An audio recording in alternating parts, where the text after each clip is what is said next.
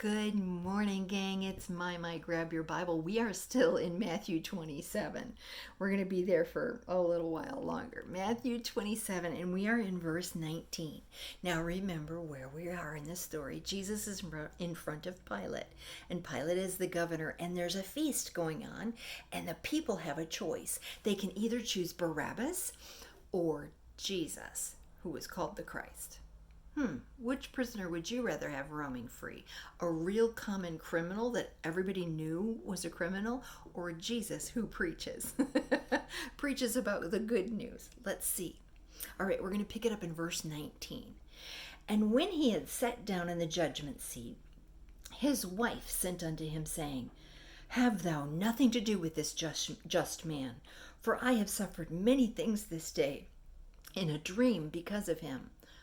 What in the world? Okay, so Pilate is sitting in the judgment hall, and he gets this message from his wife, and she says, Please don't do anything with Jesus. I've had some horrible dreams. She knew that if something happened to Jesus, something horrific was going to happen to Pilate and to the government and to maybe her. So she said, Please don't have anything to do with him. Well, Pilate already didn't really want to condemn Jesus to death. That's why he had said to the people, You choose, Barabbas or Jesus. But the chief priests and the elders persuaded the multitude that they should ask for Barabbas and, get this, destroy Jesus. So who were the people that were really behind all this? The chief priests and the elders. It was the people in charge of the temple, in charge of the synagogue, the people that knew the scriptures forwards and backwards. They should know who God is when he was standing in front of them, but they didn't. And the governor answered and said unto them, Whether of the twain will ye that I release unto you? So he was asking the people, okay, which of these two men do you want me to release unto you? They said, Barabbas. What? Pilate saith unto them, What shall I do then with Jesus, which is called the Christ? So if I'm going to release Barabbas, what should I do with Jesus? And they all say unto him, Let him be crucified. Wow. Now, crucifixion was one of the absolute worst punishments. It wasn't just, take him out and shoot him. It was the worst punishment they could think of. It was the worst thing that the Romans had ever taught them. And they said, Crucify him. So what's Pilate to do? And the governor said, Why? What evil hath he done? But they cried out the more, saying, Let him be crucified. And when Pilate saw that he could prevail nothing, when he saw that he couldn't change their mind, but that rather the tumult was made, there was just this huge riot happening, he took water and washed his hands before the multitude, saying, I am innocent of the blood of this just person. See ye to it. So he had them bring a bowl of water, and he stood in front of them, and he washed his hands, and he said, I'm innocent. I didn't do this. I didn't tell them to crucify him. It was you. He was washing, and that's where we get the expression, I'm washing my hands of this. I'm out of here. Don't blame me.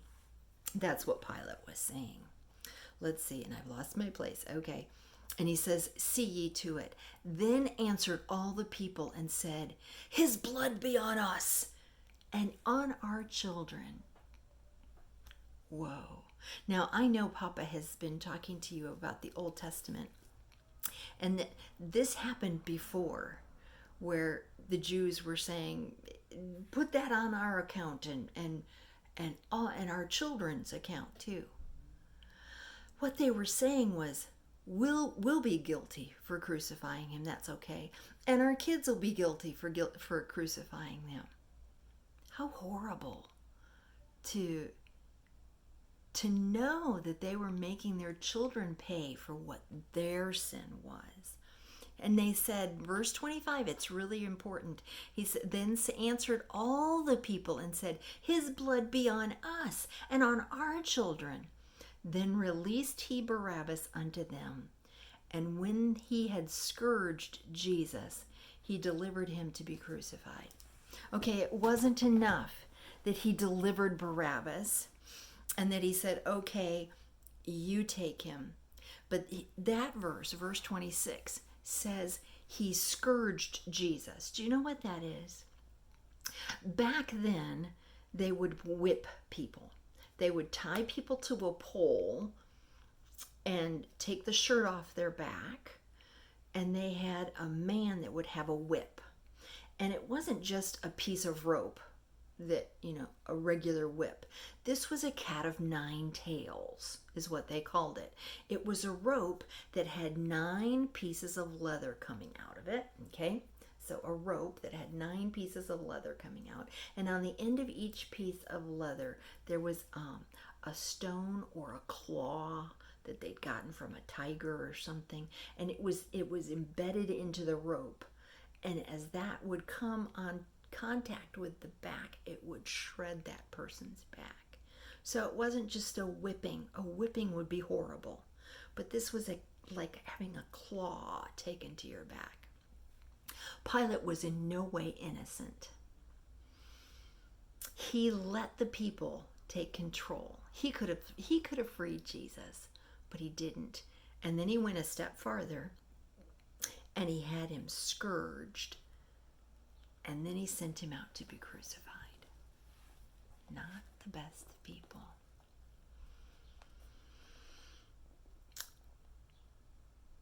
And he delivered him to be crucified. This is a really hard thing to think about. Because, remember we talked about it, 4 or 5 times ago, where Jesus could have called 10,000 angels and stopped it all. And yet he didn't. He didn't call down fire and lightning and zap Pilate, which he could have, and all the people. He took it. And he took the scourging. And now he's being led to be crucified. And he did it for one reason. And that was to save you and me. We serve an amazing God. Don't ever forget that. I love you. Have a good day.